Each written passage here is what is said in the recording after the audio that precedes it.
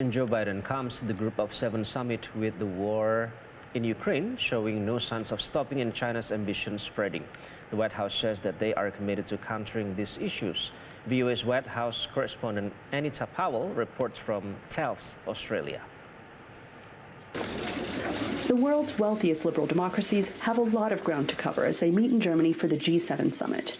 The nearest challenge is fewer than 1,500 kilometers away from the meeting, with Kyiv, Ukraine coming under a new Russian attack over the weekend. Summit host German Chancellor Olaf Scholz said Ukraine's security is a top priority. Ukraine's President Volodymyr Zelensky will virtually address leaders Monday. Germany and the U.S. will always act together when it comes to questions of Ukraine's security, and we made that clear once more.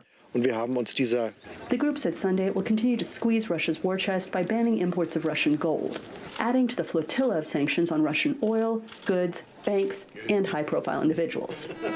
But the leaders are also concerned about challenges posed by China.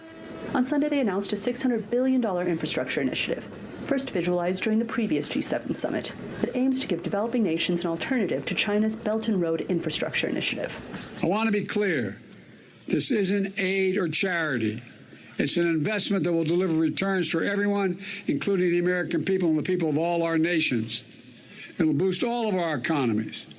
It's a chance for us to share our positive vision for the future and let communities around the world see themselves and see for themselves the concrete benefits of partnering with democracies. China analysts say the G7 faces stiff competition from the Belt and Road Initiative. Not only the United States and Europe, but Japan, Australia are all very concerned about this, and they're all trying to bring choices to borrower countries so that countries don't have to go to China cap in hand to get loans, but can come to these new vehicles as well. The issue is that these vehicles are slow, they're bureaucratically cumbersome, they don't have that much money in the bank, they're not moving it out the door, they cannot compete with the fast money that China provides through BRI. And through providing that money, China is able to gradually build deference through dependence. The group also added some seats at the table, inviting the leaders of South Africa and India to some of the meetings, held in the Bavarian Alps. Those last two countries recently attended the virtual BRICS summit, the bloc of Brazil, Russia, India, China, and South Africa, where Chinese President Xi Jinping spoke critically of Western democracies' efforts to economically isolate Russia.